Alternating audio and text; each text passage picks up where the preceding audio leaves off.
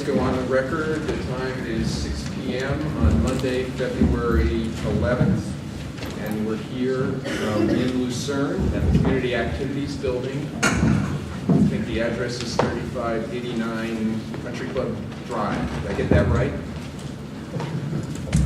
Nobody knows the address here. All right, my name is Charles Ferguson, and I am one of two administrative law judges assigned to the Cal Water general rate case for this rate case cycle. This is such a large case, it actually requires two of us. If you lined up all of the materials that just Cal Water has submitted to me, it would stretch from that wall almost all the way across to the other wall. I'm going to read all of that. But I also am going to take copious notes, and our court reporter is going to take down everything that happens this evening, because this is a public participation hearing, and I'm the one who's going to be doing the hearing. I want to hear what you have to say about this rate increase. We are going to create a record, a written record, a typewritten record tonight. That record will be read by my fellow judge, Eric Wildebruby, as well as the 5 commissioners of the California Public Utilities Commission. So this is an important meeting. What you have to say is going to be scrutinized by several different layers in the California Public Utilities Commission. It will be looked at by me and my fellow judge. It will be looked at by the 5 commissioners. But even before any of that happens, it's looked at by the Water Division in the California Public Utilities Commission. And most importantly, for your purposes, it's looked at by the Public Advocates Division of the California Public Utilities Commission. They will have a representative. Mr. Ewan is going to be here and say something on your behalf tonight. Mr. Ewan, why don't you stand up so that everybody knows who you are? Okay. This is your representative. This is the person who is arguing to me and to the commission on your behalf. He's part of the Public Utilities Commission, but it's a separate division, and it's a distinct part of the commission. He is your representative, and I think I hope you would be willing to spend a few minutes after we're finished here and answer any questions that somebody might have. Definitely. Great. In addition to that, we have given you a sheet of paper. It's the one that has all the numbers on the back. One integrated sheet. Materials in the back you may want to get. No. Okay, this sheet of materials on the back has some email addresses. One of them, the middle one, is the Public Advocate's office. That's Mr. Ewan's office. And if you want to communicate something to him, you can communicate to him directly by using that email address if you feel like you would like him to make some particular point. In addition to that, if you want to put something in the same record that we're creating tonight, if you think about it tomorrow, you remember something you wanted to say but you didn't say next week or a couple of weeks from now, use the email address that's at the bottom on the back of this sheet. It's the Public Advisor's Office. When you send something to them in writing, I read it, my co-administrative law judge reads it, the commissioners will get a copy. So if you think of something that you wanted to have said but you didn't say tonight, you have an opportunity, further opportunity to do it. And you can also look at the schedule.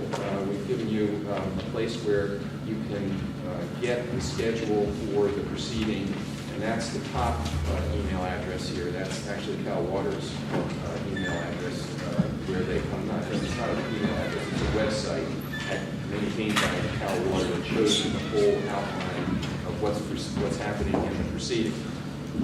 Okay, now, this particular sheet is created by the California Public Utilities Commission. I had input into it, the Water Division had input into it. This is our understanding as of today as to what Cal Water is asking us to approve. When I say us, I mean the California Public Utilities Commission. Okay, it is not necessarily what we're going to reward them with or approve of or authorize at all. It's what's in the written materials they've submitted to my co-ALJ and myself and to the commission. And it's our summary of that vast amount of material that applies to you. Now, you are in a particular region that includes not only your city, but I think it's San Carlos, if I'm not mistaken, in the Bay Area region. This sheet tells you what it is that Cal Water is asking for a general rate increase over the next 3 years across the entire state of California. That's the first paragraph, first paragraph, first question. Then it shows exactly what it is that Cal Water is asking for in your particular case. So you can compare how much money they're asking for across the whole state versus how much of it is actually for your particular area. Judge, The next, use the microphone. It's the microphone. okay, you want me to talk into the microphone? Thank you. Okay. Can you hear me better? Is this better? Okay. All right. So the bottom half, the second question that is on the front page, what are the reasons for the rate increase, the requested revenue increase in your particular region? And we list the reasons that we understand at this particular time as to what it is that they need the money for. And you can see there's, for example, 86,000 feet of pipeline that they will be putting into your region, not necessarily just through CERN, but your region. Okay? All right, the backside is perhaps the more important one and more relevant to you. And that's the one that shows how you can calculate what it is that you might end up paying. We have calculated, at the CPUC, we've calculated a mathematical, hypothetical, average customer in your region. And we've shown what would happen to that hypothetical customer. You may be exactly like that hypothetical, or you may actually end up paying less or more, depending upon how much water you use and what the service charge is for your particular location. Some of you, I've heard, have more than one location here in Lucerne. You have your own home and perhaps a commercial operation as well. So we have listed the different sizes of pipe, water pipe, because your service charge is different depending upon how large your water pipe happens to be. Sorry. You can see the usage also. We are estimating in our calculation of what an average customer is like for a residential customer in your region, and we have calculated that it's roughly someone who's going to use about 6,000 gallons of water per month. Okay, and we express it in CCFs, but if you multiply this all out, it turns out to be about 6,000 gallons a month. Maybe you're a whole lot less, maybe you're a whole lot more, I don't know. But you can, with these numbers in this chart, figure out what your projected rates will be like using this. And then at the bottom, of course, I've already gone through this, we have the three locations where you can get information or send information in the future. Okay. Let's go back to where I started. This is a public participation hearing. I'm the one doing the hearing right now. I want to hear from you. I know that some people are a little reluctant to get up and speak in public. It's okay. I get the same way. I get nervous as well when I stand up and speak to a crowd. So don't worry. You'll be facing me and talking to me when you speak. Before you do that, I'm I'm going to ask the Cal Water folks to make a presentation to you. I'll give them 5 or 6 minutes to do that. And then I'm going to give your representative, Mr. Ewing, the opportunity to respond to Cal Water's remarks for the same amount of time, or whatever amount of time he wants to take in speaking to you. So we're going to start there first, and then I'll call people up. I'll give you 3 minutes to speak. Normally I'll let people go all the way through the whole crowd, get everybody an opportunity to speak. And then if somebody wants to speak again, I'll let them speak again, but I'll cut down the time period, either just a minute or maybe 2 minutes, depending on how many people want to come back and speak again. I'm going to, a lot of you will probably have questions you want to ask of the Cal Water executives who are here. That's fine. I'll keep track of the questions, and at appropriate times, I'll ask one of them to respond for maybe, sometimes I give them 30 seconds, sometimes 90 seconds, depending on how complicated the questions have been. And again, I'll let Mr. Ewing, your representative, respond and give his viewpoint, answer your questions as well, so you hear both sides. Okay, so let's start off right now with Mr. Melvin. Are you going to be the one presenting the Cal Water? Why don't you introduce yourself and speak to the crowd? My name is Greg Milliman, Millelleman.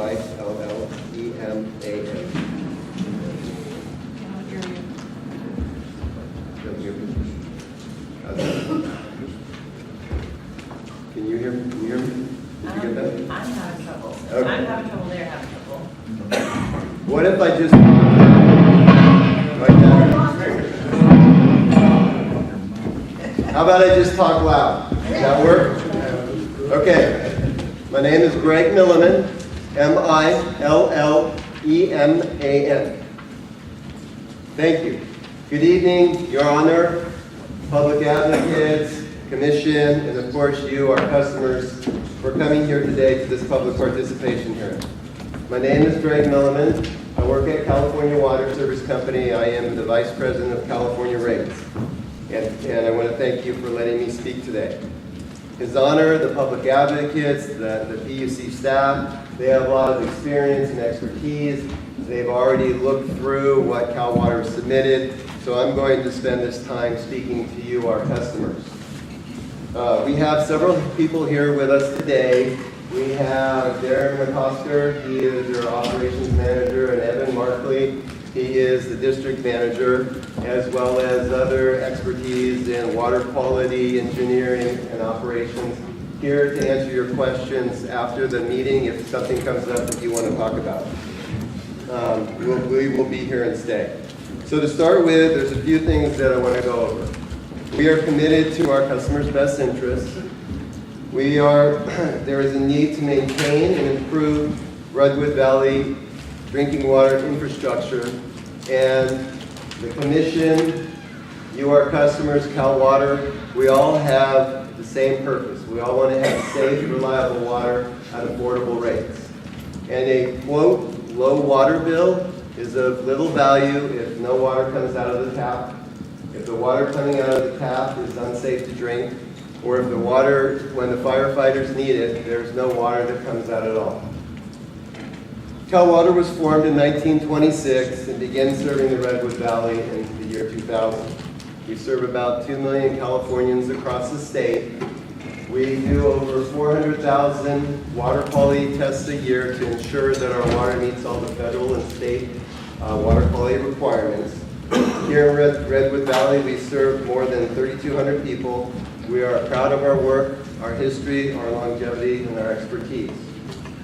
Water is such an important part of daily life.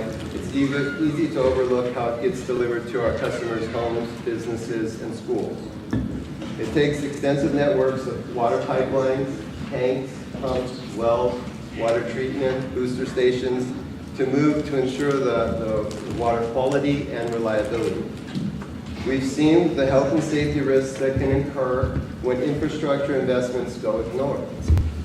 Reliable infrastructure is indispensable for providing safe, high-quality drinking water for customers' everyday needs and ensuring enough water supply for firefighters and to protect our communities when emergencies arise.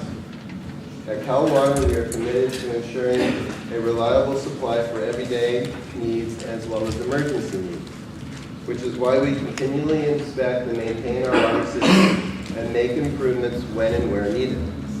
Maintaining and improving our water infrastructure is the driving factor for our rate request as part of this 3-year process. There are several projects that we're going to propose to do in the Redwood Valley area, and I want to take a moment to name a few. We're going to do additional water quality treatment to ensure continued compliance with federal and state water quality regulations and improve aesthetic issues. We're going to replace water mains to prevent failures of high-risk water pipelines. We're going to put in booster pumps or booster pump replacements, to enhance reliability and water pressure. We're going to upgrade our SCADA system. This is a system that allows us to monitor the tanks and wells and treatment plant remotely so that we can operate it in a more efficient manner and react to changes in water quality and pressure and levels on a much faster basis. We're going to make security improvements to protect our infrastructure, our customers, and our employees. These infrastructure investments would increase customer bills. As submitted, our proposal would result in a 10-cent increase per day to the typical customer bill in 2020. I really want to emphasize that the cost of service is a concern for us in our small districts, especially here in Redwood Valley. We demonstrate our commitment to trying to address that issue when we combine the Redwood Valley District with our Bayshore District in the last rate case to help keep the cost of water service on the affordable level. In closing, I just want to reiterate a few points.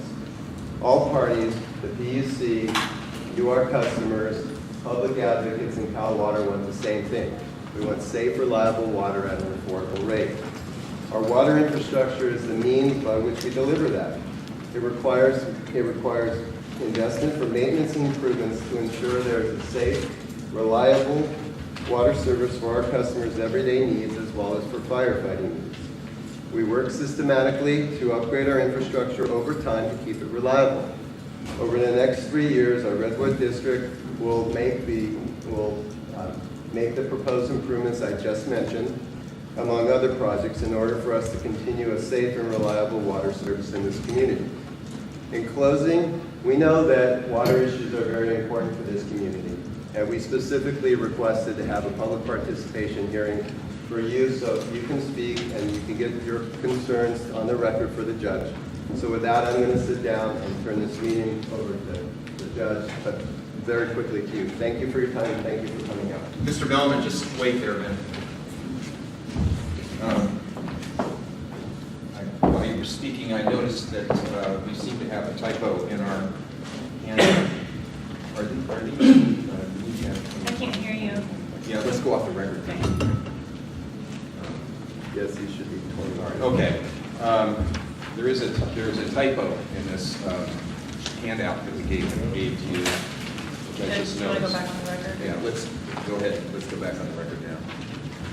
Okay, if you turn the fact sheets over to the chart in the back,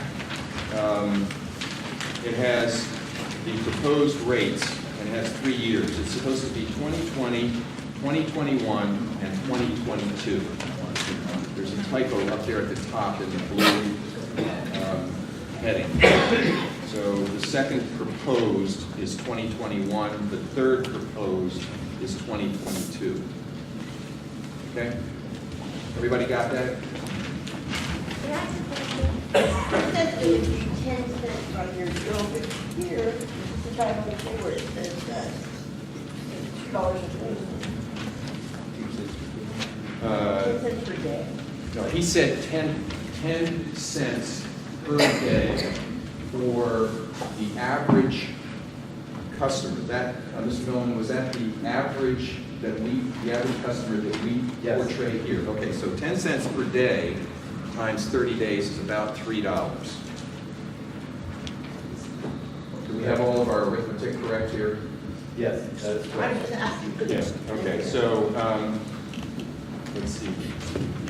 I'm sorry, you said 10 cents on your bill, but Yeah, the 10 cents on the bill, okay? Calculate your bill. You have to take your service charge, which is a fixed charge per month. So that goes up a little bit. And you divide the change by, on a monthly basis by 30 days to get how much it is on each day. And then you also have to take the quantity charge and multiply it by this mythical average customer, and that's how you come up with the 10 cents. The number that you come up with may be a little bit less than $3 because you're not adding in the service charge, okay? And so you have to take both the service charge and the quantity rate here to figure out exactly what you're going to pay each month. Yes, sir. Does that include the one, I remember from one of the last meetings that if you are below your expected, you get dinged for that payroll? You want to answer that one, Mr. Melvin? Yes. Okay, wait a minute. Did you get the question? Yeah. All right. Go ahead. So, Greg Milliman, a couple of things. If you have questions on how that is calculated, see me after and we'll go through it. I'll walk you through it. And then the second question that you had is you were wondering if you were dinged if you use less than what your water bill is. And no, you're billed for based on what your bill is, for what your water usage is. If you're thinking, for you individually, you do not have a water budget or an allocation. We had a water budget during the drought, but that's now gone. So for you individually on your usage, there is no set amount. Okay. I Yes, have sir. one question, I don't know if this is now or later, but it appears that tier one on the rates actually drop in the first year. Is that a typo or is that actually true? That is true, I believe. Let's see.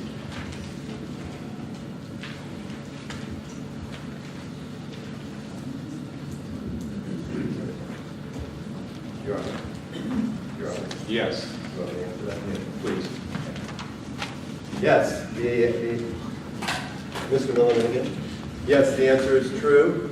And part of this rate case to continue to try and work on affordability, we redesigned our rates. We set 3 goals. One was affordability, one was conservation, and another one was financial stability. So what we did was we slightly increased the monthly service charge. We then, to make everything balanced, we had to reduce the first tier to a lower amount. And then what we did was we made the second tier 125% of tier 1. And we made the third tier 150% of the second tier. And by having that third tier high, that sends a strong conservation message. So low customers using a low amount of water, you'll probably be in that first lower tier, and that helps with the affordability goal. But I want to add one caution to what Mr. Melman just said, and that is that there is the service charge as well. I see that. Okay, there is an increase in the service charge for the first proposed year, first proposed rate for the first year. But there's a decrease in the quantity rate, as he points out. Okay? really, it wants one like the other, right? You have to, well, you have to work, you have to actually sit down with a paper and pencil and work out what it is that you're using right now to see whether for you it's true. It may well be. It may not be for your neighbor because they use more water Well, than they have you. 6 kids too. Right. Okay. Yes, sir. One quick question on the. I cannot hear, and I also don't have any of your names. So Oh. this is all going in this unidentified speaker and whatever you're Okay, saying. I'm Gary Sharp. I judge Doesn't matter. everything. Yeah, all right, okay. All right, okay, let's do this. Let's back up and get the names again. You were the first speaker. What was your name? Dr. John. Dr. what? I can't speak. Dr. John. Dr. John? Yeah. Okay. Dan, what's your name? Winslow on the end of that. Sharon Keller. John Winslow, is that your last name? Yes. So, John Winslow, and then the second speaker was, Sharon, she said Sharon Kelly. okay, and you were the third, Yeah, Gary Hubley. Can you repeat that one time? Gary Hubley, Hubley. and you were the fourth. Gary Sharp, S-H-A-R-P. And sir, I'm just having trouble hearing you. Gary Sharp, S-H-A-R-P-E. Thank you. Okay, great. All right. My Okay. question was how the average residential customer was determined. Was that arithmetic average, arithmetic mean, or is it truly mythical? We did that at the CPUC, and we said it's just an arithmetic number, taking all of the customers and finding the average of all the customers. So it's a hypothetical. It may Thank you. exist, maybe everybody is clustered around that number, maybe not. It seems often low. Yeah, it could be, but arithmetically it works out to that number. Okay, that's how we did it. Thank you. Okay, now, Mr. Ewan's turn to present his viewpoint here, so please. Hi, thank you, Mr. Chairperson. Good evening, everybody. I'm going to try to speak without the mic, and if you think that I should sort of like use the mic, let me know. Am I good enough or loud enough? Okay, good. You know, I'm so happy to see so many of you taking your time to attend this hearing tonight. And your presence here is very important, and it means a lot to us, both the Commission and the Public Advocate's Office. My name is Ting Yuan, last name Yuan, Y-U-E-N. I'm here tonight representing the Public Advocate's Office. Now, some of you may wonder what is exactly the Public Advocate's Office and what do we do? The Public Advocate's Office is an independent arm of the Commission. Our primary function is to advocate on behalf of the ratepayers in Commission proceedings that may impact your interest or affect your interest. And our statutory mission is to obtain the lowest possible rates consistent with safe and reliable service. Now, I'm going to emphasize is the lowest possible rates. And you know, we participate in the Commission's proceedings as an active party for the purpose of protecting your interest, as well as obtain the lowest possible rates whenever there's a rate impact. Now, so what does all that mean? You know, let me briefly explain exactly what we do so that, you know, you would have a much better idea. Take, for example, the current rate case that Cal Water filed. When Cal Water files this application, we assign a team of professional staff consist of engineers, accountants, analysts, and attorney to examine the application. We go through the entire application, analyze the supporting work papers, and we send out also data requests when we need additional information for our analysis. We also conduct field investigation coming out here to the district to inspect the facilities, to compare and contrast with what Cal Water is asking in this application, and then what they say as conditions of the facilities.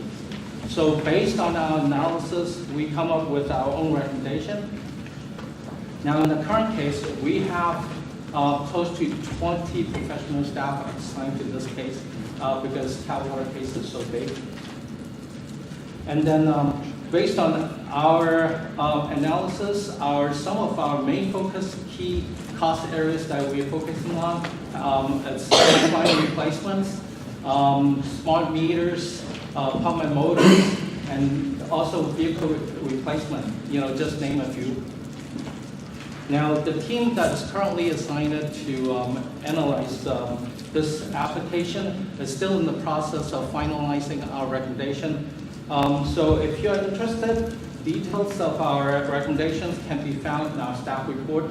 And then at this point, our staff report is expected to be issued on February 22nd, roughly about 11 days from now. So our staff report covers in details all aspects of our analysis of Cal Water's request in this application concerning the Lucerne service area. And our recommendations and supporting reasoning behind our recommendations can be found in the staff report. and you could access the commission website or go to the email address as Judge Ferguson indicated earlier, or I also have 2 handouts with me, and you feel free to pick it up. And then at the bottom of it, it also has the email address where you can access the our website and then be able to look at a copy of the report, after February 22nd.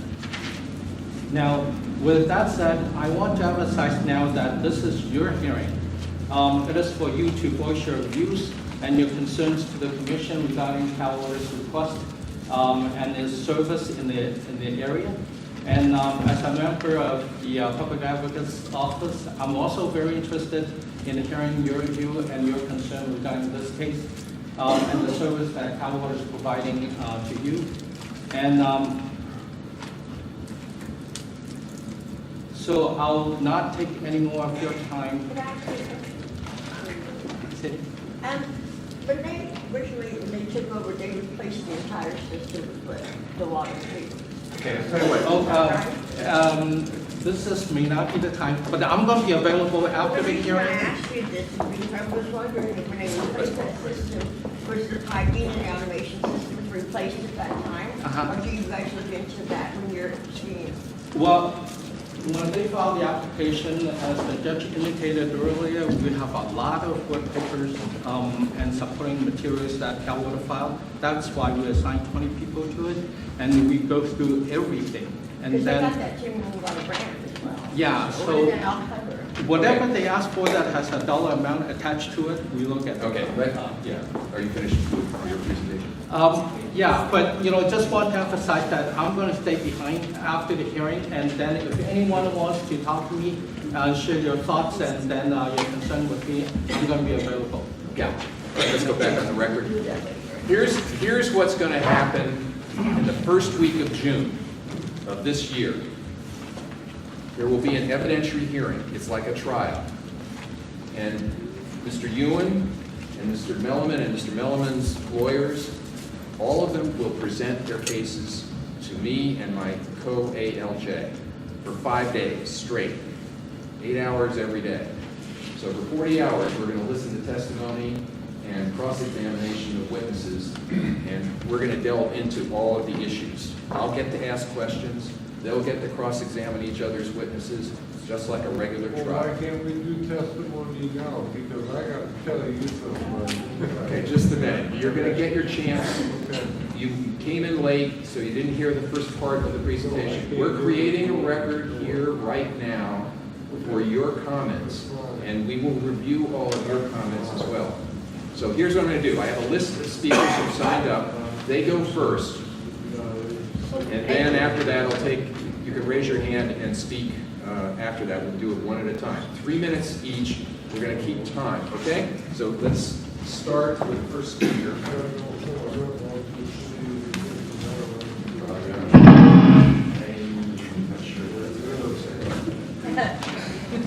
All right, Mr. Willard Good. Willard Good. Mr. Good here? No?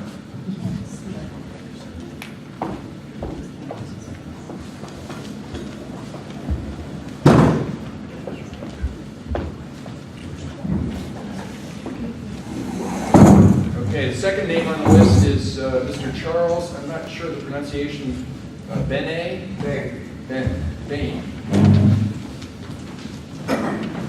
When you come up, I want you to spell your last name for the court reporter, and then tell us whether or not you're a customer or just a member of the public, so that we have the context in which you're speaking. Okay, my name is Charles Dehne, D-E-H-N-E, resident here, customer, and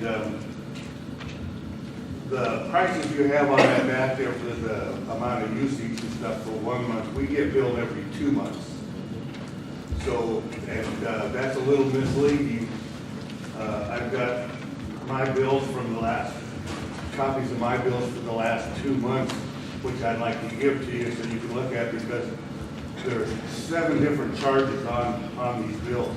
for example, for 5 CCFs, my water bill is $125, where you show on there it being $68, just to show you the impact of all the surcharges we have on it.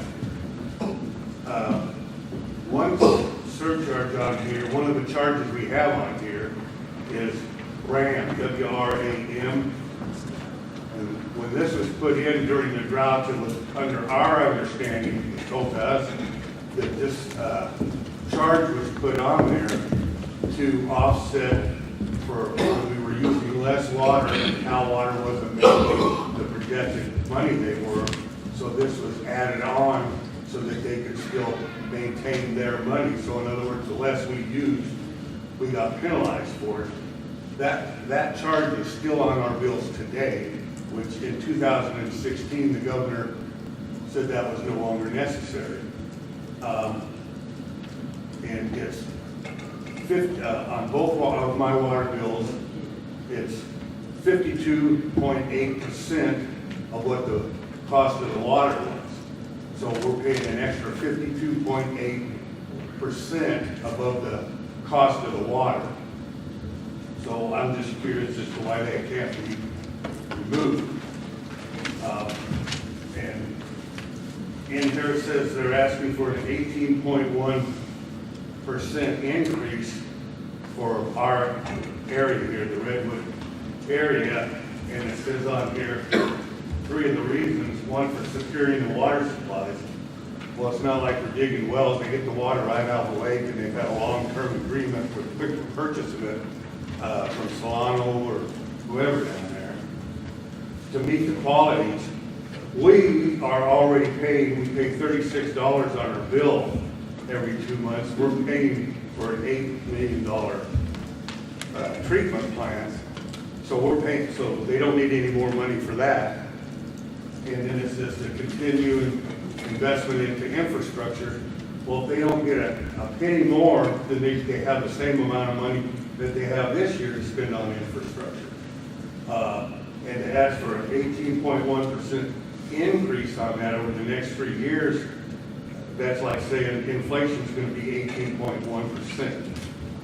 So anyway, that's what I have, and I'll give you the. Before you're going to give it to the court reporter, but before you do that, make sure you don't have something in there that you don't want in the public record, like some sort of identification. I blacked out all my. Good, okay, very well, very well. Give it to her and she'll put it in. All right. Thank you. Thank you. And did I say thank you and Cal Water for having us PPH up here in Lucerne, because I know you didn't have it, so thanks. Thank you. Mr. Melman, you want to respond to some of those points, and then I'll let Mr. Ewan do the same. Mainly the RAM that he says is still included in his bill. Is that an accurate statement? Yes. Mr. Miller. Yeah, the RAM surcharge is still on the bills. It lasts until April 1st, this year, 2019. And the RAM is to cover the cost to operate the system that were not received in last year's revenues. So it's a complicated thing. I will stay after to talk about it, but basically it's the cost to operate the system that weren't collected in the previous year. Mr. Ewan, you want to say anything about that? Yes, Mr. Melman, what he said is correct, and we're looking very closely at that. That's part of our concern for a number of cases now. It's like we are trying to find a way to reduce that, as much as possible. So that's something that we're looking at. But then, since we have not finished our report and recommendations, and that's all I can share with you at this point. Thank you very much. Our next speaker is Grace Gooch. Okay, Grace, you want to come up? I'm not good at standing for any length of time. Okay, then why don't you speak from your chair there? Why don't you spell your last name for the record? Gooch. And are you a customer of Cal Water? I am. Great. Okay, you want to, what is it that you'd like to say today? First of all, I'd like to say that Cal Water is not functioning properly. I call them, I ask them questions, they don't give me answers. I pay my bills and it just keeps going up and up and up. There are 4 meters I hear from Cal Water at the bottom of my hill because I'm on an easement. And there's 5 homes there. I said, am I paying 2 people's water bill? Oh, we'll check it out. Don't know what they found out or even if they tried. So I have a question about the proper running of this business. I'm also concerned about how much of all this money that we put towards our water and our surcharges or whatever goes to Mr. Ewing in his office. Yeah.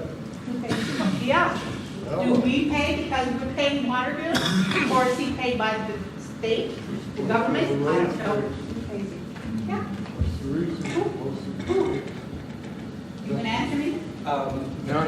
We're, No answer? No, I will, you don't direct your questions to anybody other than me. I'll sort through the questions and decide which ones to ask and have them answered. Other ones that don't get answered, you'll have plenty of time to talk to them after the meeting, because some of these are more private. That's a public type issue. I'll ask him that. Your question about whether you're paying for 2 water meters or not, or 2 properties or not, that's something that you and Mr. Melman can talk about after the meeting. So go ahead. Well, and it would be nice to get that straightened out. Yeah, well, That's I- very low income, and I pay a lot of money just for one person. That's fine, and I want you to get it straightened out. I want him to talk to you. He'll talk to you afterwards, because that's more personal. The other one is more general and a public issue, so I'll ask Mr. Ewan to answer that one after you're finished, okay? Okay, and if you do not have a recommendation, why not wait until after February 22nd, have a meeting? Why now?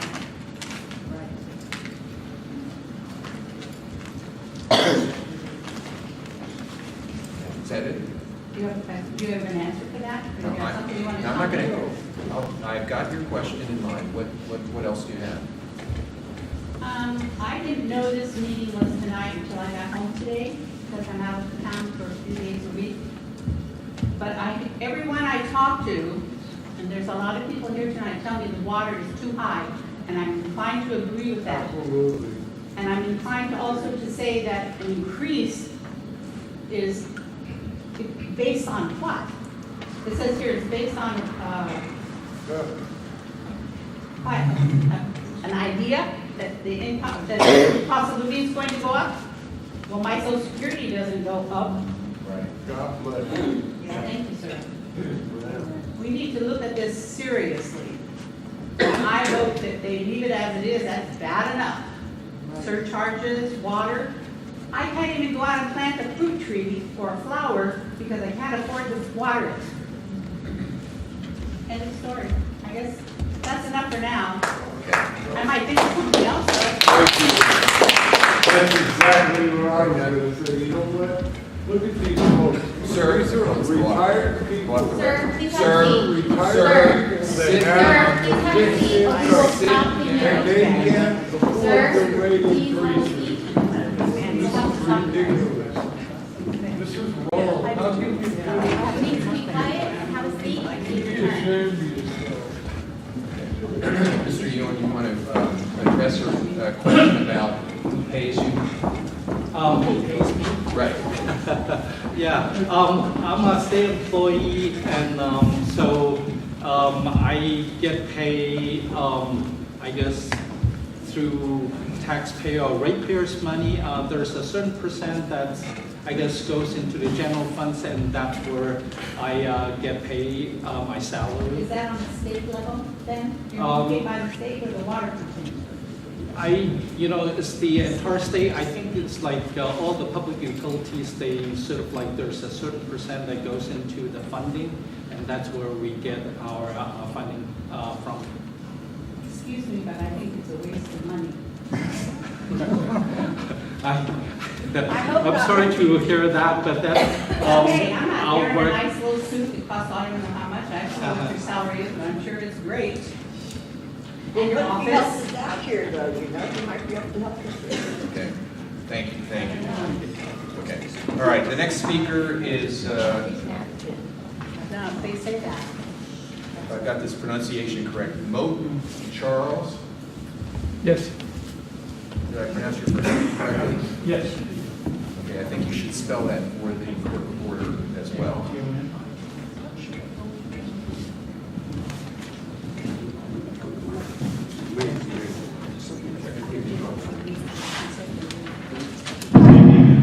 I've been a ratepayer in Lucerne since about 2004. One of the interesting points about a privately owned utility is that it does not have to worry about competitors. Once the CPUC gives Cal Water a rate increase, the increase is locked in forever. Cal Water does not need to lower its rates to make it competitive. It has no competitors. In short, Cal Water can guarantee its stockholders a healthy return on investment year in and year out. The monies that Cal Water received years ago for capital improvements are still locked into the ratepayers' bills today and will continue to be locked in forever, which brings us to the present proposed rate increase. In 2018, the inflation rate for the United States was 1.9%. According to the G20 economic forecast, the inflation rate for 2019 will be 2.3%, and for 2020, 2.1%, for a total inflation rate of 6.3%. How do these numbers justify the 2020 rate increase of 10.8%? Cal Water is asking for a 58% increase over what experts expect the inflation rate to be. Not to mention that this 58% increase will then be followed in the next 2 years, 2021 and 2022, by a request for an additional 6.6 increase. In other words, Cal Water is asking for a 3-year increase of 17.3%. This increase is unjustifiable since it will never sunset and is astronomically higher than experts expect the inflation rate to be. In short, Cal Water's request is rapacious. And if Cal Water were an industry competing outside the utility market, the competitive market would force the company to ask for a reasonable rate increase rather than the current absurdly high proposed rate increase, which is only tolerated because the CPUC is a government agency filled by people selected from the industry they are supposed to regulate. And as a postscript to my remarks tonight, I'd like to point out that over 1,000 of the residents of our 2,000 person population, over half are below the federal poverty level. Thank you. Thank you.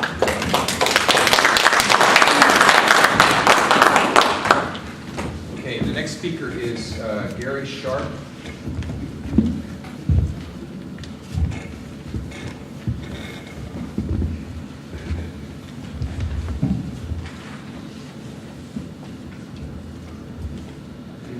I'm Gary Sharp, CPUC.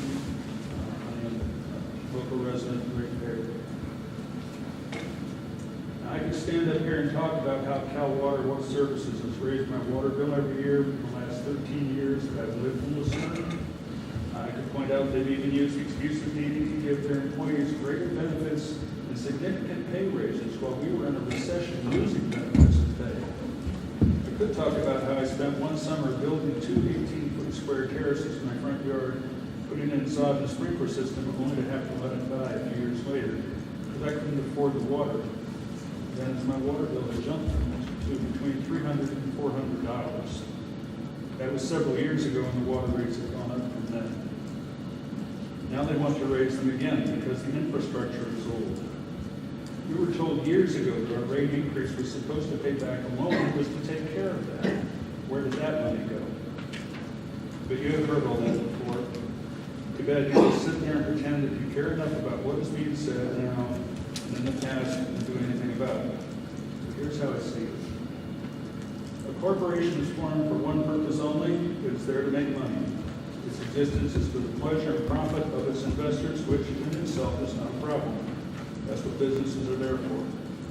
That's what their board of directors is solely committed to. All their considerations are irrelevant. Corporations have been granted the status of a legal entity and are gradually adding to that, as has been demonstrated by their ability to use wealth to make political contributions and thus influence their business climate toward making more profit. That's what businesses do, and they have done it well. The stock price of their parent company, California Water Services Group, has gone up by 46% in the last year. But these legal entities have no soul, they have no conscience, they have no morals. So how are we to control their unlimited thirst for wealth and profit? By creating regulations and agencies that provide oversight and enforcement. That's your job. CPUC represents the only form of conscience and morals that California Water Service Company has. You are the ones that they have to listen to. And from where I sit, after 13 years of living in Lucerne, you're in bed with the company and you should be holding them accountable for the tactics, rationales, their smoke and mirrors. I'm a retired federal employee and often found myself between those who wanted to develop public lands and those who wanted to stop all such development. I knew I was doing my job when neither side was happy with me because they weren't getting everything they wanted. I don't see that here. I see the ratepayer is extremely unhappy and being given nothing in compromise. And California Water Services, a subsidiary of California Water Service Group, is being given everything they asked for without question, which makes them very happy. As I've said before in these meetings, California Public Utilities Commission, you have failed us miserably, and you continue to do so. All the earnest votes and reassuring rhetoric from you is worthless, because you go home and do nothing for us. You are the conscience and the morals of corporate water. Start acting like it.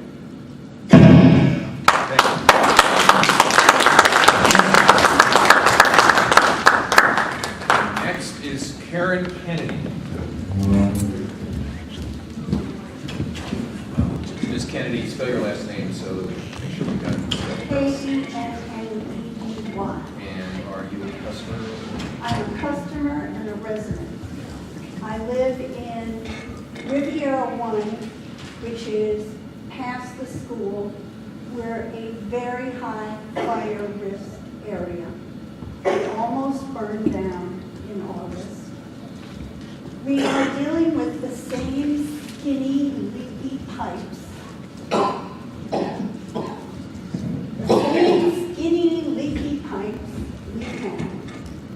We are finally got one new working fire hydrant at the corner of Bell Ray and Frontage.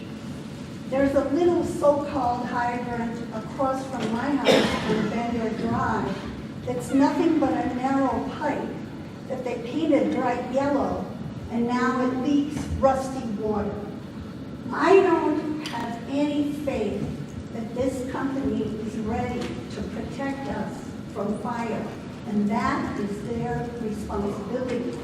What are they doing with their money? I want to see some changes in Riviera 1. I want new pipes and I want fire hydrants.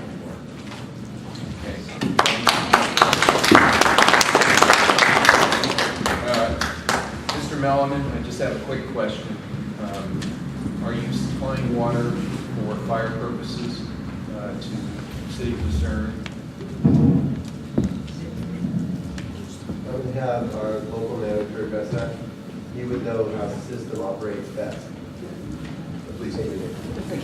State your name for the record. Garen Coster, D-A-R-A-N, M-C-C-O-S-K-E-R.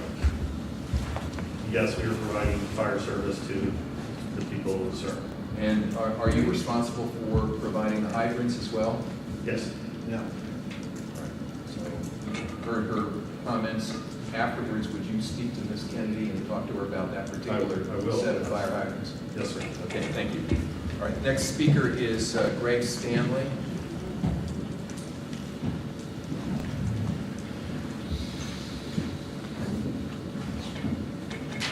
Hi, I'm Greg Stanley, S-T-A-N-L-E-Y. I don't have a long list of things to say, but... Are you a customer? I am a customer. I live on Bender too.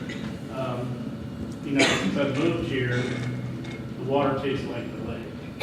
They say the water quality is okay, it's okay to drink, but it's not. I have to filter it for my dogs, I bottled water. I noticed our representative, that he's over there drinking bottled water too. So. But my biggest question is, the neighboring town in the east is, the water quality is much better, and the prices are a lot lower, and I want to know why that is. Richard Glenn Haven, up the lake. Mr. Melman, you want to respond to that particular question?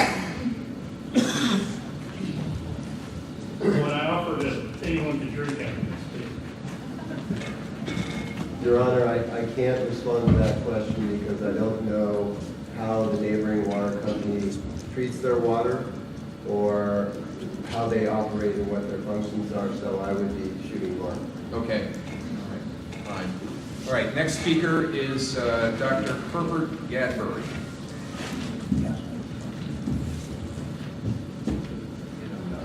Dr. Gadbury, spell your last name and your first. Spell both your first.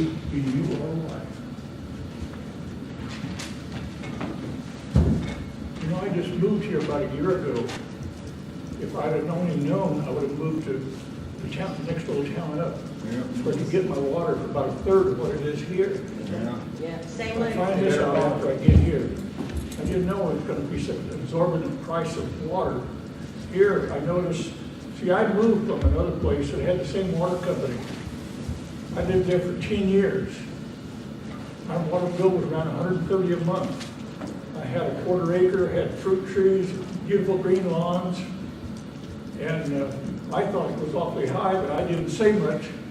And a few people around me had pools and one thing or another, and they got together, had a meeting much like this, and they found out that here we're getting charged every month for a meter charge. They were doing the same thing there. And other charges like that. And after the meeting, all these things were dropped. I paid $35 a month for water after that. That was it. They had to, because of the size of my property, they had me on, like say, 20,000 gallons of water a month, whatever it happened to be. They read my meter, but I still got to charge, just like you do here. We use, on average, less than 4,000 gallons a month, just the wife and I. The only time we ever went up over 4,000 was when the grandkids were here. You know, they got to jump in the bathtub several times a day. You got to do more laundry. This is unreasonable. I got a charge here for a meter. It's $32.22 a month. Down there a little further, it says surcharge, meter surcharge, $36. Now, why two charges for one meter? It only costs $75 for that darn meter. How many times do you have to pay for the meter? When I got here, they told me they had just rebuilt the system working just fine. Last August, the smell was horrible coming out of my faucet. I kept running water, thinking, what's going on here? The waterman came up and he said, well, we just need to run it a little longer. Apparently somebody above you is not getting water, and you're getting water back down the system. For 3 months, we couldn't use any water. To this day, we use bottled water to drink and to cook with and to do our dishes. I won't trust it. I even put another filter on my system so I could water my dog and one thing and do my clothes. I don't want to go around with my clothes smelling like that musty water smell. The gentleman over here said something about improvements in the wells. I've never seen a well here. You're getting water right out of the lake. That's why it smells that way. You know, the other thing is, I'm 85 years old, soon to be 86 years old. I've been all over the world. I've been many places. I've never seen water prices this high, never. I was in the Philippines 18 years. I paid $7.50 a month for 3 properties. I know everything's cheap there, but that's ridiculous, you know. I come here and I get a water bill that's $100 a month. You know, I'm retired just like 90% of the people here. You notice they don't have lawns, their trees are dying, they can't afford the water. And then they want to raise up the water. Why? You got all the water in the world you can get right there out of the lake. It costs you a little nothing. But you want all these other absorbent fees you want to tap on. It doesn't make sense. I've owned 11 different businesses. And the business I ran, I looked around the neighborhood, the people that were buying from me, and I tried to tone it out, set it up so that everybody was treated equally. This is not treated equally. Whenever I'm getting charged for way more water than what I'm using. You got a meter, read the meter, charge me for what I'm getting. Okay, thank you very much. Okay, next is Virginia Graziani.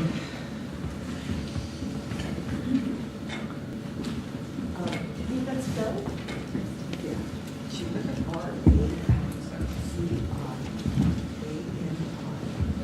I'm not the customer, I'm a resident, but I'm not the customer. The customer at our house is my partner, and his name is John Benito, L-B-O-Y-T-E-A-X.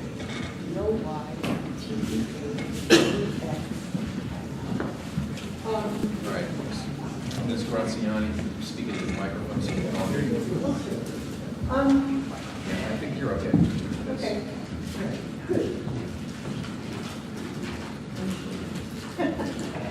Okay.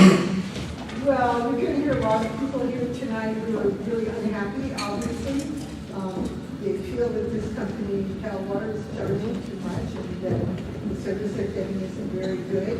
I think I would start by saying that the communication's not very good. We received this notice in the mail the other day, but a lot of people I've talked to and heard from did not ever receive it. I don't know why.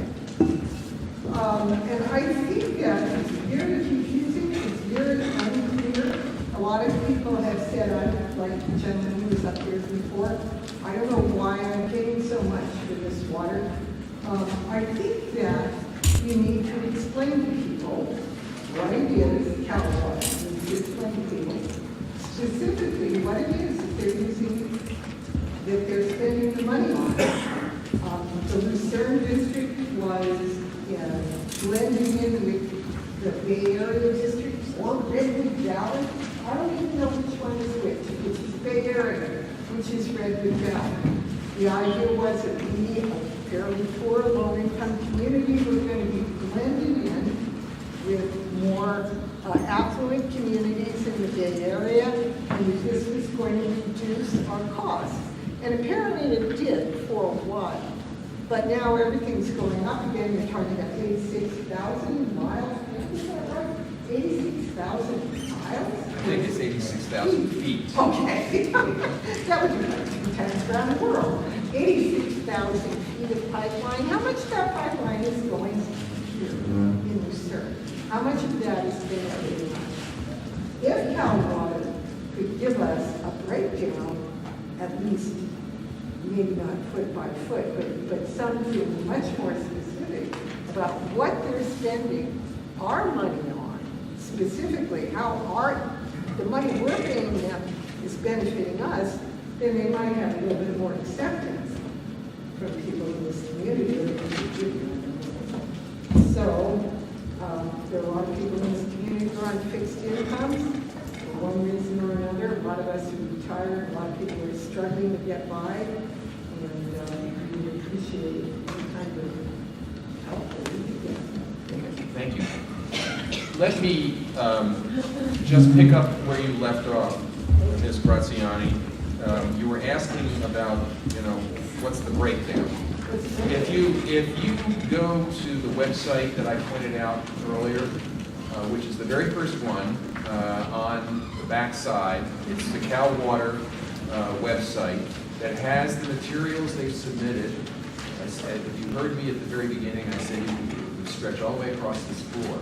You can find the part that deals with your particular area, and you can look in there, and you can actually see what it is that they are putting into their rate request. Okay? So you can see what they're suggesting that they get compensated for, not necessarily that we're going to approve of it. We have to decide whether or not it's reasonable for them to do what they're saying they want. Maybe 86,000 feet of pipe is inappropriate. I don't know. We have to wait until we get to see all the evidence that they present on that, and we have to listen to what Mr. Ewan says about it, and others who have comments. Now, several of you have already indicated a willingness and an interest in diving into figures. So I just suggest that those of you who have already put figures, we've heard some of you tonight, take it one step farther and go into this website and look at what they have presented with respect to your particular area. And can we respond to Mr. Ewan then? You can contact the public advocate's office. You can contact the public advisor's office. That's if you want to add more to this record. Okay. If you find something in there that you really object to, and you see something that you think is not appropriate or could be gotten cheaper, then just you can write to the public advisors on the email address that's on the back here and say, I think it should be 10,000 feet of pipe, not 86,000 feet of pipe. And what about the deadline? Well, the hearing begins on June 3rd. June 3rd. Okay, so I'd like to have anybody's comments before June 3rd. Before June 3rd. Thank you. Thank you. Yeah, okay, we're going to take a quick 5-minute break because our court reporter has been filled up with everything that we've said, and we all speak very quickly. So I'm going to give her fingers a bit of rest for a few minutes, okay? So we're going to go off the record here.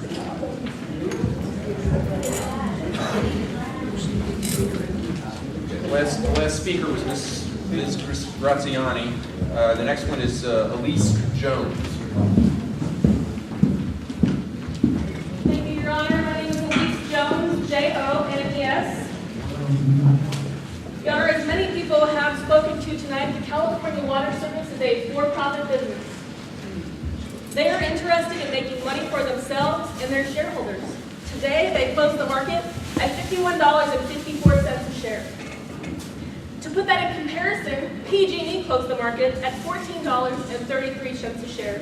You can see that the shares of the California Water Service are quite robust. They are the third largest investor-owned, meaning for-profit water utility company in the United States. In 2017, the net income of the California Water Service was $67.2 million. That's up from $48.7 million in 2016. So between 2016 and 2017, they saw a net revenue increase of profit of $18.5 million. That profit was primarily the result of rate changes authorized in 2015. I believe that the president and CEO, Martin Kropelnicki, and he's not present tonight, but he earned $2,849,369 last year. Of that, only $921,171 was his salary.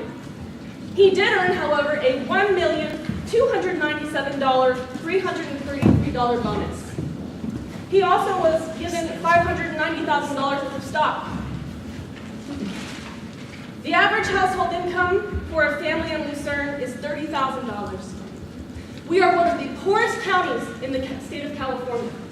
Our health ranking out of 58 counties is last. That means we are the sickest and the poorest people in the state. And in this county, we are one of the poorest communities. Your Honor, Lucerne is a poor community. The many residents here are retired or disabled or both. And while I realize that the water service company does offer discounts to those low-income families, we are also home to many working poor who care for children day in and day out, and they do not get the benefit of that discount, but they do bear the burden of your greed. Apparently, Mr. Kropelnicki and your shareholders were not satisfied with $67.2 million. Apparently, $2.8 million in profit last year was not enough for him. You're asking the community, the residents of Lucerne, for how much more money? Every month, residents in this community must make a decision. Do I pay for water, or do I pay to keep the lights on? Do I pay for water, or do I pay to feed my children?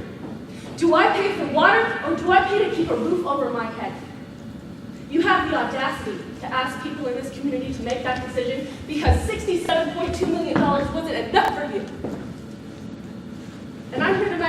you, when is enough enough? Thank you.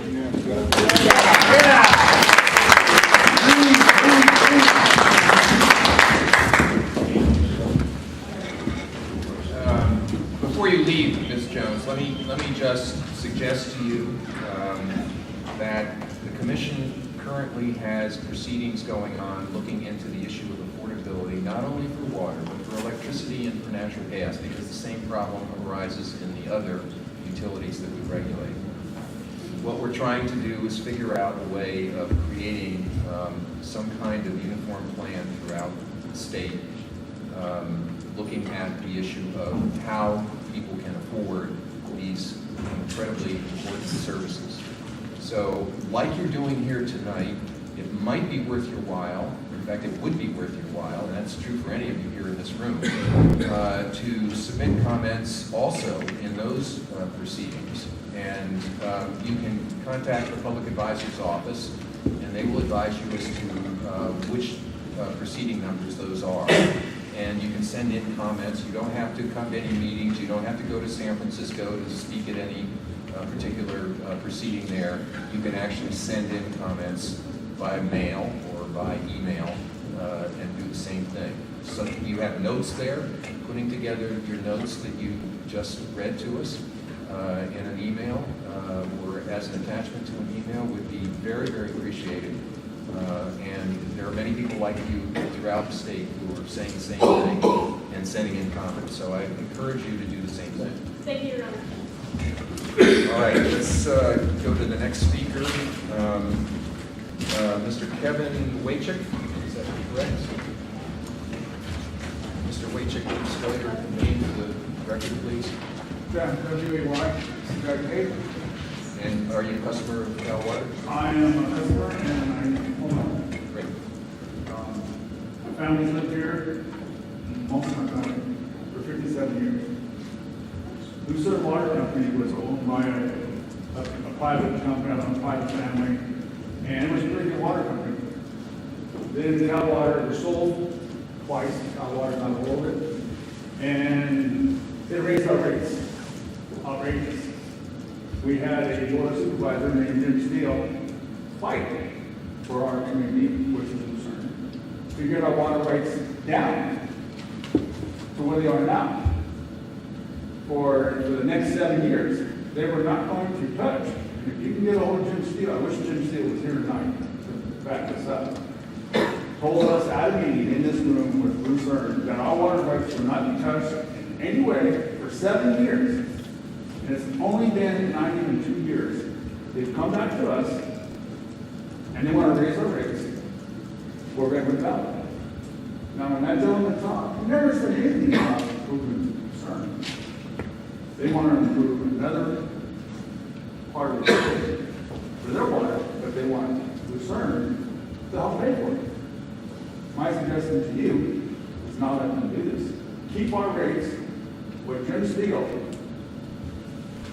fought for us. The water comes out of the lake, up the pipe, and serves Lucerne. And all these people here, there's a lot of my neighbors are not here because they're tired of living with Colorado. This is a retirement resort area. It's always been that way. I was raised there as a little kid. I'm here now. I'm going to retire and live in Lucerne. But the people in Lucerne, let me tell you one real quick. My water company put a hostage on Lucerne. The water rates were so high that people were leaving and renting their houses out, living in Lake Forest, or moving up to the Nice, or somewhere else in Lake, because the water rates were so high they couldn't afford it. And there is people today that have property here that live in Lake Forest or in another part of the lake that don't come here because of our water. And it's not fair to us for what they're trying to do. I would understand that this gentleman said, well, we're going to do some improvements for Lucerne, then that would be fine. But there's no improvements for Lucerne. But they expect us to pay for somebody else's repairs, and it's not right. And I suggest leave our water rates the way they were, the way Jim Steele had it set up for 7 years, then come back to us with a plan to do concern, because they're not doing anything to concern. My friend lives in the east, I got a friend lives in the Oaks, and a couple people live in Lake. The water bills are cheaper than our bills. And it's the same water that comes out of the lake. They don't own the water. We actually have got an agreement with Yellow County. Anything above Rumsey, Yellow County takes. People of Lake County own the land underneath the water. There's a Rumsey scale. When it gets to zero level, you hold off the dam, you can't take any more water. I really feel sad that even our houses, the value of our houses have gone down because of the water. And all the issues about the serving that's bad, it gives us a bad name as it is. And now we have this rate that we want to do. Thank you, Mark. Thank you. All right,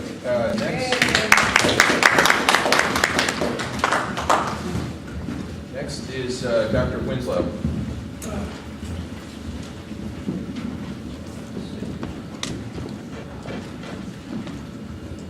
Yeah, just,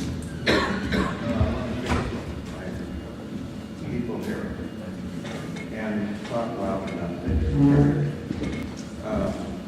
I've been in Lake County for 35 years, and when I moved up here, I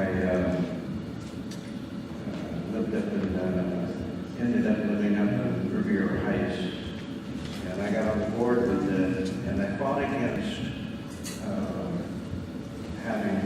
having the city, Lakeport, build water. I'm going to lose words and names along here because I'm 76. Everybody says, "Oh yeah, I did that too." But they did. Building a water.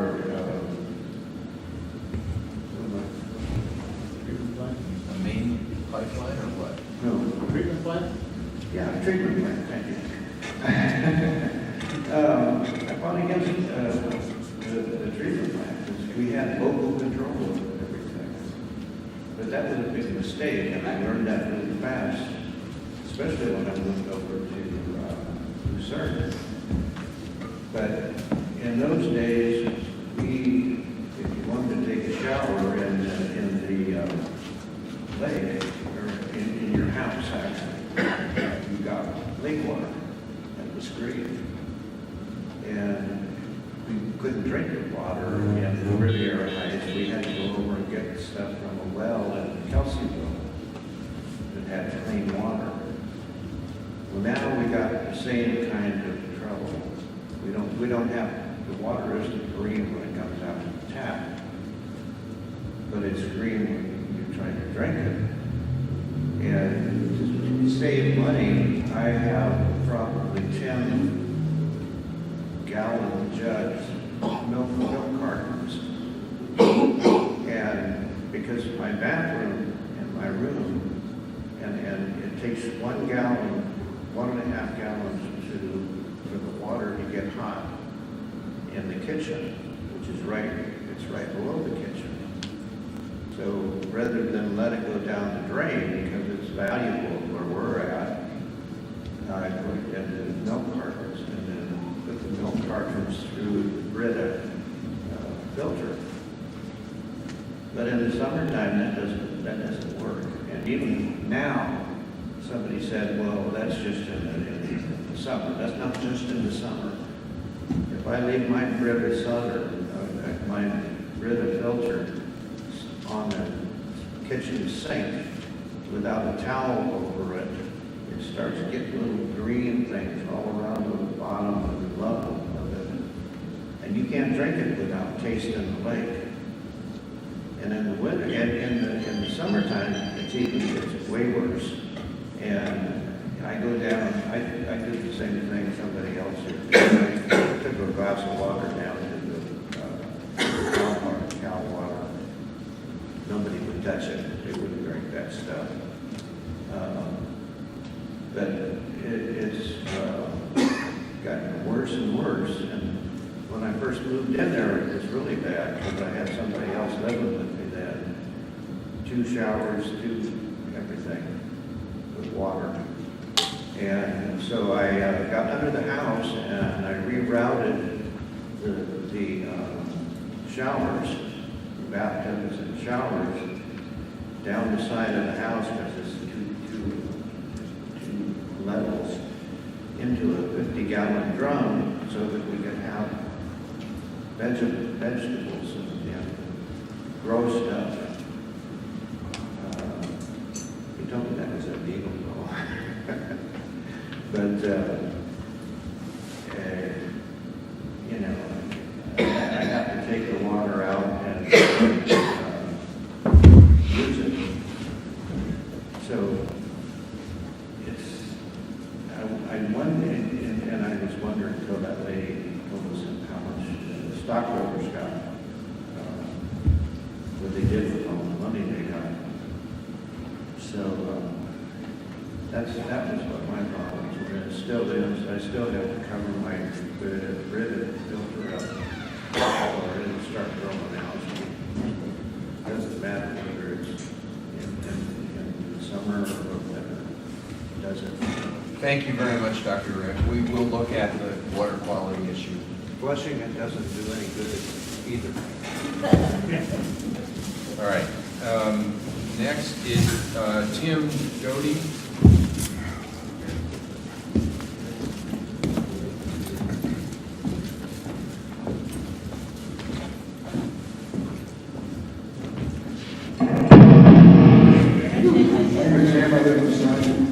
I moved here about 5 years ago from the Bay Area, and if I hadn't known the water rates, I wouldn't move here.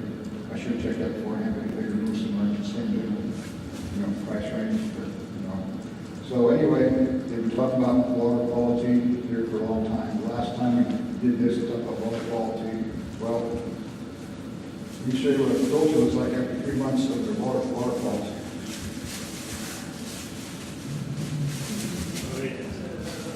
See the filter? Don't use a filter at home. That's what you're putting in yourself, your hair and your food and everything. It's in this filter. It's in the whole house. This is 3 months. It used to be white like this. Wow. Yeah. So good quality there. I mean, if I'm going to pay the money, I want the good water. We use bottled water. We use filtered water. We only use it for certain things, and it's just ridiculous.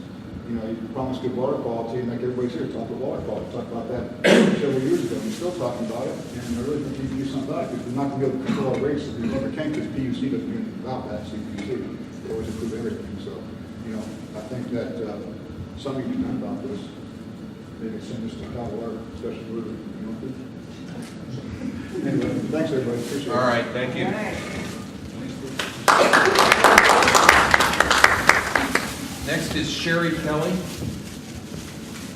I'm Sharon Kelly.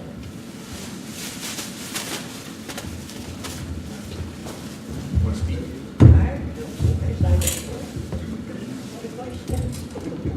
No? No? You don't want to come up and speak? Sure, I'll come up.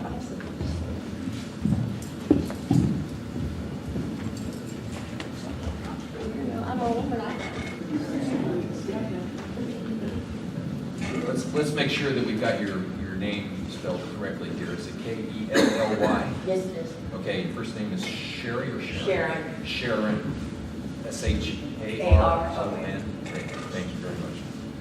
What I don't understand is that this is basically a new water system. That was one of the newest ones in Lake County. And supposedly, we're supposed to have the best water in the whole lake.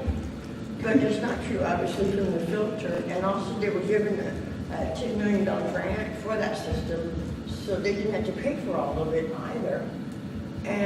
But I don't understand is when they did a complete system, why did they need new controls and why did they need new pipes and why did they need all these other things? I know that maintenance and repairs are these on a regular basis, but that's already should be considered into what we're being charged already. And the system, how old is your system now? When the new one was installed? What year was the new system installed? 2 years ago?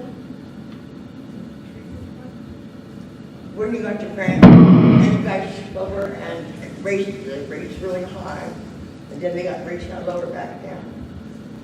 I believe ALJ wants to hear your questions. And Yeah, then tell me your questions that you're asking. And I was just asking, what was this new system installed? Okay. All right, well, do you have anything else you want to? Well, yeah, because now they're asking for, they're saying that they need this money for pipes and for better controlling systems, but when you put in a new water treatment plant or water treatment system, which I'm very familiar with and I'm working, all the controls were replaced at that time with a new system. So I don't understand what they're needing new, they shouldn't need any modifications, is what I'm saying. So I don't think that some of their, what they're asking for, what they're gonna use it for, I don't think it's justified, and I would willing to bet that it's not needed as well. That's what I have to say. Okay, great. Thank you very much. All right, next is Paul Schultz. I just signed up to register. I just signed to speak. Okay. I never just was registering with email. Okay. All right, so that is the list of those who signed up or signed on the list even though they didn't want to speak. But now anybody who hasn't signed up has an opportunity to speak now that you've heard some of your neighbors speak. So is there anyone who wants to add to what we've heard tonight? Just raise your hand. Okay. I spoke earlier, but... Okay, then hang on a second. I'll give you a second chance, but I want to make sure that everybody who hasn't gone yet has had a chance to speak. Is there anybody who wants to speak? Going once? Twice? Okay, hang on just a second. All right. Okay, for those who want to speak a second time, I'll give you 2 minutes. That's it. So, sir, Yeah, I go first. Real fast, I just want to say to her. Come up to the microphone and state your name again. We've got it in the record, but we don't remember exactly everybody's name. So please, Charles, E-E-H-N-E, and just to the lady who was asking about the replacing the system, all of that was to replace the plant, where most of the stuff in the water comes from is from the old pipes. What was replaced before was just, if you look on your water bill, one of the service charges is for $36. That's to repay the $8 million loan to rebuild the plant, which goes on for like 40, 50 years. So that's all it is. And we were told from before, if you run, it might help if you run new lines from your meter to your house. You can get a lot there. And all the rest just comes from all the old lines which are running. I think there's 80,000 feet of lines just in Lucerne. all right, thank you. And then Dr. Winslow, right? Yeah. Okay, come on up. Got it.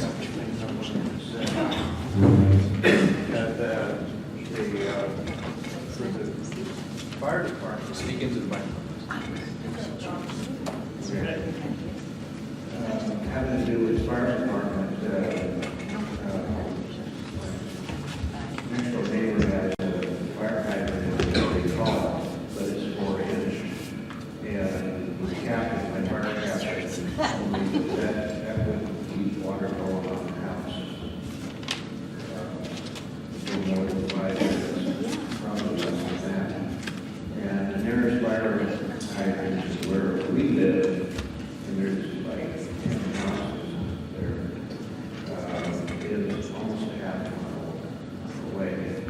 So they couldn't put their son, so he said, you better do everything you can out of there to get some. And it's almost leaking too. I don't know where the water goes after that, but that's it. Thank you. Thank you. All right, yes, sir. Come on up. You've already spoken, but I'll give you another 2 minutes. Tell us your name again. Yes, my name is Kevin Whitney. There's one thing I forgot to tell you is out of Lake County, Lucerne pays higher water than any other water company in Lake County. And that's not fair. Lucerne, Nice is owned by the people that live in Nice. They actually own that water company. When you buy a house in Nice, you buy into the water company. And their water rates, and their water comes out of the same tap as ours, tastes better than our water that comes out here. And I would like you to address that, try to find out why Lucerne, for some reason, is being picked on, or our rates are up, other water companies in the Lake County aren't going up like ours. Okay, I got that. Thank you. All right. Anybody else? Come on up. Get 2 minutes.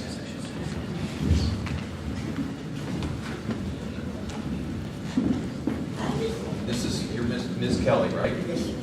I'm just curious that, I just overheard a conversation regarding, is it, none of the work should be done in Lucerne, should be done at Redwood Valley? None of the work, what is the question? But like for new pipes Right. and all that sort of thing. Because they could, but they do, they put Redwood Valley and Lucerne, they joined the districts.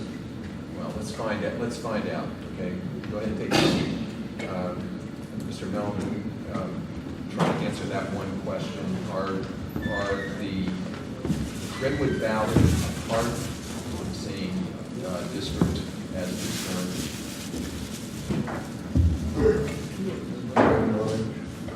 Yes, so Redwood Valley is comprised of Coast Spring, Lucerne, Armstrong Valley, which is in Guerneville, Hawkins, Knoll Heights, and Rancho del Paraíso. And then it's also combined with our Bay Shore system that's on South San Francisco Peninsula. Okay, and as long as you're up, one question that seems to have come up over and over again. What kind of improvements, whether it's fire hydrants or main pipeline, what kind of improvements are scheduled for in this revenue request for Lucerne itself? Can you answer that off the top of your head, or do you need?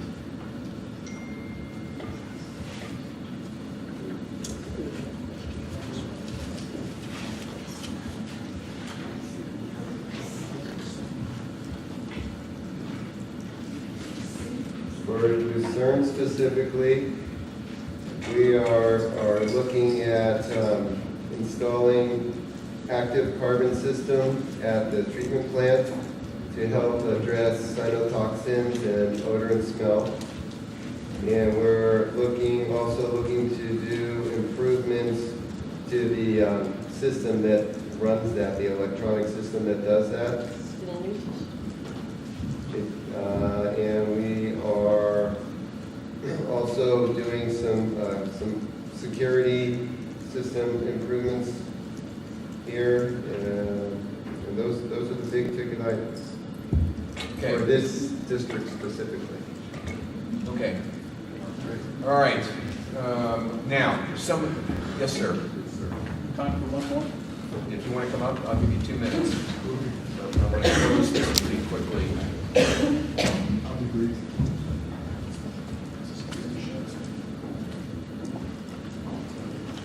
couple of things came to mind when listening to her testimony. One of them was the charge and surcharge for the water meter itself. And it came up with a total of a little over $60 a month, which is $720 per year, which is going to be a little over $8,000 in the 13 years I've lived here. How much do these things really cost? How often, how many times do we have to buy the water meter? That should go away. The other thing is, back at the time when the treatment plant was to be built, and ratepayers were going to have to pay for that, and I thought it was about $8 million at the time, it might be different. The question arose as to why should ratepayers pay for a capital improvement for a private corporation that they can then use as a tax advantage to amortize over a period of 15 or so years. So they get the tax benefit, they get the value of the capital improvement to their P&L, and they had to pay for it. That's not the way usual investment is done. It's done to get add value to your company, and then to get the tax benefit for the investment. Somehow, we got lost in that and ended up having to pay for that too. So, thanks. All right, thank you very much. All right. Okay. Kathy?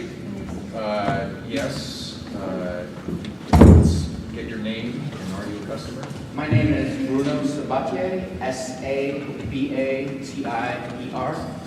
I am not a customer. I do not live in District 3. I am District 2 Supervisor for the County of Lake. I came here mainly to listen and see what is going to happen because lucerne was an issue years ago, and it seems that it's coming to be another issue in the near future.